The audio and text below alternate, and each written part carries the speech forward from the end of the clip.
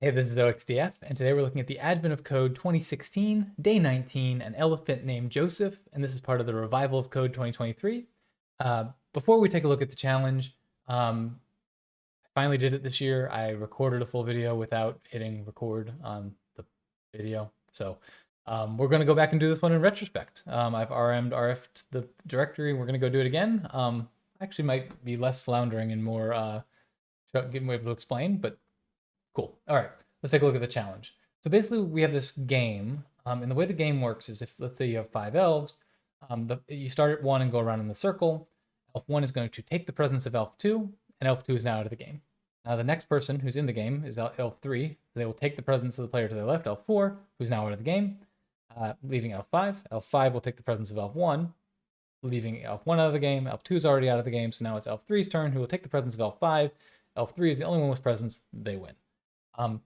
And the challenge is, given that I got my answer here. Where it doesn't give me my input. Given my huge number, it's gonna be like 3 million something. You know, if there's 3 million elves, how do I find out which elf wins? And this is a famous problem called the Josephus problem. And there's this awesome number file video on YouTube. I will try to include a link here. I'll definitely have one in the description that talks all about this. It's like 10 minutes long. It's definitely worth a watch. It's a lot of fun. But it's anyway, so go watch that. But I'll give you the brief explanation. The solution revolves around a few observations. So first of all, you don't want to be even, right? Because if you're even, all the evens die in the first trip around the circle because the odd in front of you goes and kills you or takes your presence. In the video, the Josephus problem is about people trying to kill each other. So a little more morbid, but so that's, first of all, you definitely don't want to be even. Second, you'll note that if you're a power of 2, if you start with a power of 2, number 1 always wins. So if we think about, like, if it's 1 and 2, 1 takes presence, 2's presence, game's over. If it's 1, 2, 3, 4, 1 takes 2's presence, 3's takes 4's presence, and now you're left with 2 players. It's 1's turn. 1's going to take the presence and win. If it's 1 through 8, well, all the evens go away, and now you're back to 4 players, and it's 1's turn. 1's going to win again. So we can start to notice this pattern that no matter what our power of 2 is, if we have a power of 2, 1 is going to win. What if we don't have a power of 2? We have an example. We just did, example of 5. Well, in 5, 1 takes 2's presence, so 2's out, and now it's 3's turn. If we kind of renumbered all those and made 3 number 1, and then 4 was 2, 5 was 3, and 1 is 4, well, we know it's a power of 4, or 4 is a power of 2, and that means 1, now the renumbered 3, is going to win. So we know 3 is going to win. And so they actually show in the video in much more detail that if we can write our number as 2 to the n plus L, where 2 to the n is the largest power of 2 we can take, the answer is going to be 2L plus 1. And so, again, go watch the video, but I'm going to, we can cheat ahead a little bit here, and we can do, go over here and code this. So we'll do our genday script for day 19. My genday script basically is going to give me some stub output, stub solution scripts to work with, as well as pull my input here.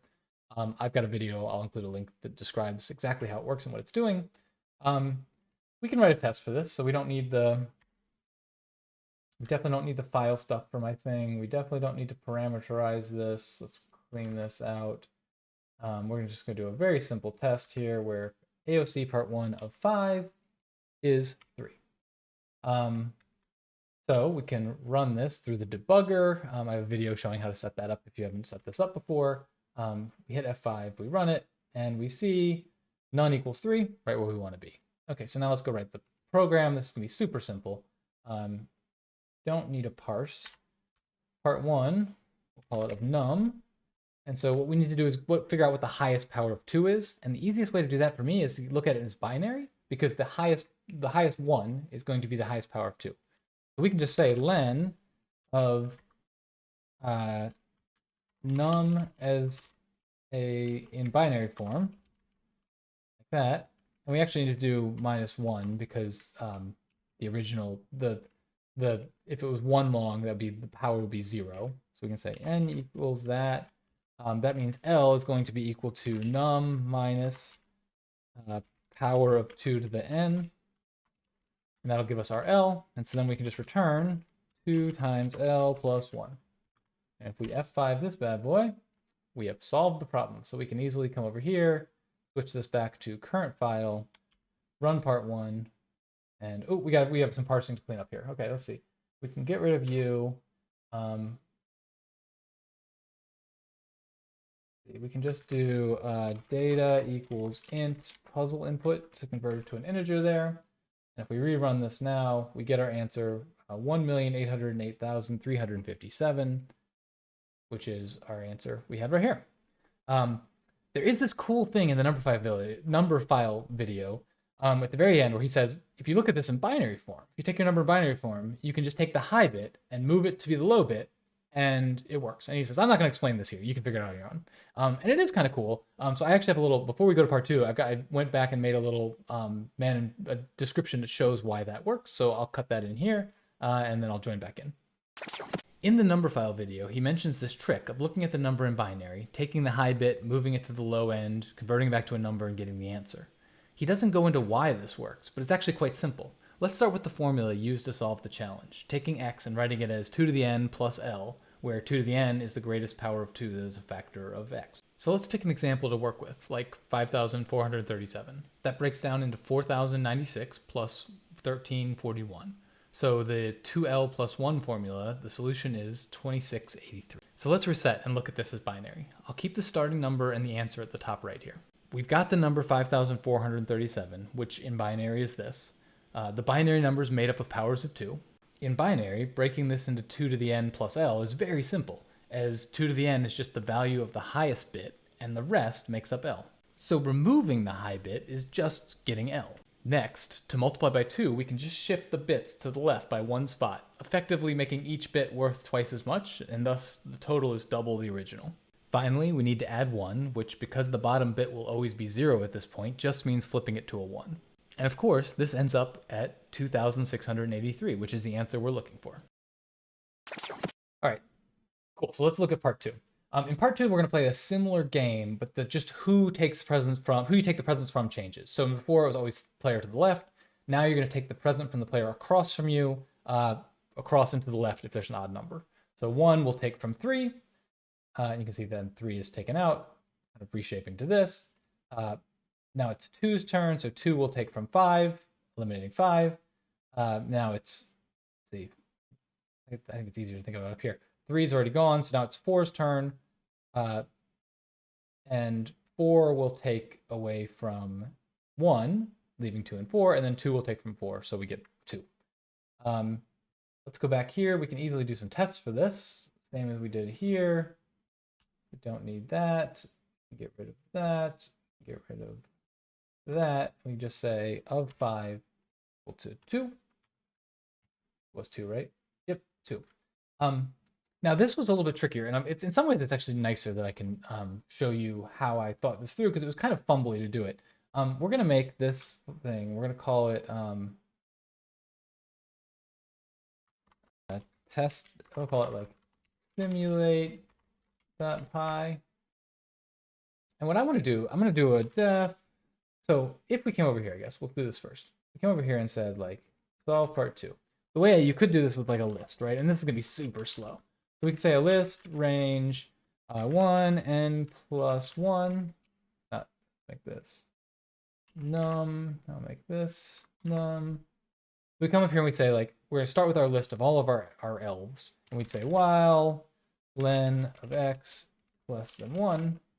We're going to want to say x is equal to, and we'll get x up to, we're going to need the len of x a lot. I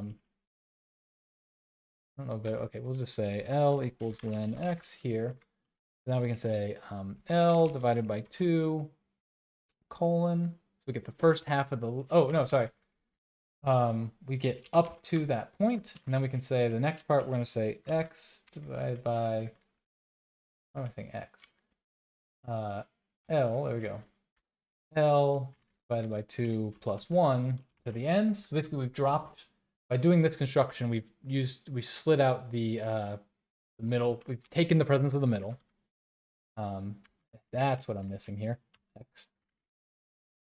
I'm not sure why that looks so weird. There we go. And now we just need to move the first guy to the back. So we say x equals x, the 1 like that, plus x of 1. So now we've rotated around. Now we could use faster things like a deck or something. Oh, I missed my X here too. Like a deck, and again, but it's still gonna be slow. And I wanna do the math way as well. But we could. The reason I'm writing this, so I'll show you now. If we try to run this, it's gonna hang and it's gonna run for a long time because we're trying to do this. I guess we should also show it will solve the tests, I believe. Let's see if we've done it right. We are passing the test. It's just passing the test in way too slow a way to be useful.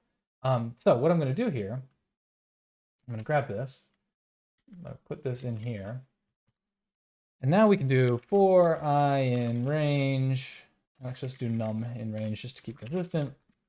1, 100, and we can do print I need to do double I, make sure it's 3 wide, and then we'll do part 2 of I, also 3 wide. We can run this, and now if we come down here, I guess we could probably even do it here. Can we do it here in current file? Oh, we're in tests. Let's see. Current file. We run this. Oh, we don't like this. What do we like? We don't. Num. Part 2 of num. Let's try that again. Now we get an output of the answer for low numbers, so we can start to look for patterns just like they do in the number file video for the previous one. And what we'll start to see here, it starts to get really useful at 4 here. It goes 1, 2, 3, 5, 7, 9, and then it resets, and it goes 1, 2, 3, 4, 5, 6, 7, 8, 9, and then it starts counting by 2s again. 11, 13, 15, 17, blah blah blah. And then it resets, and 1, 2, 3, 4, 5, 6, 7, 8, 9, all the way up to, where do we go? All the way up to 27, and then it starts counting by 2s. And so the thing we're going to notice here, if we start to play with this, so the way I approach this is I said, okay, well, it clearly, there's a couple things that we notice, right? There's something about powers of 3 here, because you'll notice we go up to 3 before we reset, then we go up to 9 before we reset. Then we go up to 27, which is the next power of 3. Next power of 3 after that is 81. We keep going down here. 81 before we reset. And so there's definitely powers 3 of interest here. So let's start to think about like what can we add to our experiment to see what that looks like. And so we can start to say, okay, what if we add in here? Let's see. I guess what if we did the log base 3 of our number? Like that. And we're going to need to import log from math import log. So now if we run this, we can run it again. Oops, F5. And so now we can start to see, we're seeing the same pattern here. We're getting the reset, the log ticks over when we hit our resets. But it's 1 after. I don't know if you're noticing that, but like it resets, it's got a nice, it hits 3 here, but then it moves up. So what I'm actually going to do is say log of num minus 1, so that we get that. See if we get that, that'll help us with our line a little better. Oops. We better start this at 2 then. Otherwise we hit log of 0, which doesn't exist. Okay, so that's looking better. We can do floor here, so we can start to like floor. Bring this down so we can see it clearly. Oh, I did not mean to exit. Well, F5 here to bring back into this.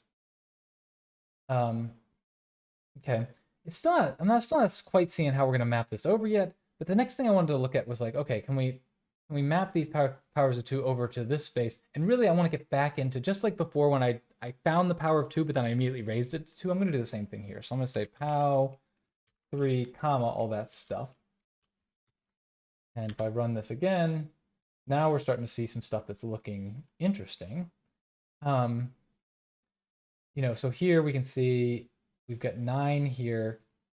So this is looking like 10 minus 9, 11 minus 9, 12. So this is starting to look good. Like we have our, we're off until we get to our midpoint.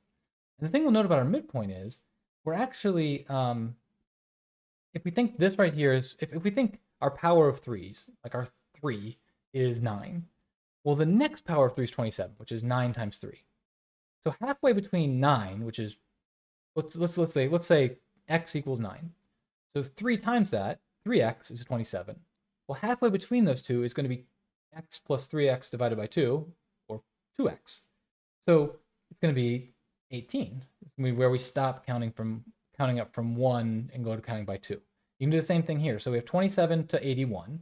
So it's going to be 27 plus 27 plus 27. So 3 times that when we get to 81. So 27 plus 27 is 54. And so 54 is where we expect to start counting up by 2s. And right after that, we do. So what we can start to do is we can say, let's come in here. We can say like 3s is equal to, and I guess we're going to say 3s is going to be this right here.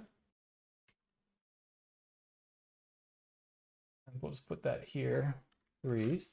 And now we can say if num is less than or equal to 2 times 3s, then our answer, res, is going to be num minus 3s, just like we saw before. If we get up into these high ones, though, we're actually going to be, let's see, where do we go? 54, 55, for example. 55 minus 27 is, we need to add 1 more to that. So in this, we need to add 2 more to that. And this one, we need to add 3 more to that. And so what we really want to do there is we can say else res equals num minus 3s plus num minus 2 times 3s, which will get us that middle point and show us how far past the middle point is. So we're already going to add 1 for all those places. And when we get past the middle point, we're going to start adding an additional 1. And that's what that's going to look like. So if we come down here, we can start to do res. We can even do res is equal to part 2 of num. And now if we run this again, we see how all these truths? So that means we're solving it. So we've effectively have solved it here. So now what I want to do is I can say, okay, I've got a pretty good plan here for what this right here is how I make, is how I come up with a solution for part 2. So we can come back in here and we can get rid of our old slow function that doesn't work. Delete that out. We paste this in. And we can clean this up a little bit. We don't need to set anything equal. We can do a return. Which means we don't need an else. Which means we don't need this. We can do a return like that. And now we F5 this thing. Oh, we don't like this. Oh, we better import. Okay. From math import floor log and restart. Now almost instantly we get our number 147,007, 140,007. So I like this problem. Super fun just to play with math for a little bit and look for patterns. I'm sure we could write something that gets through it in reasonable time, maybe in like less than a minute. But this just is be able to just use math and get an answer. So I like that better.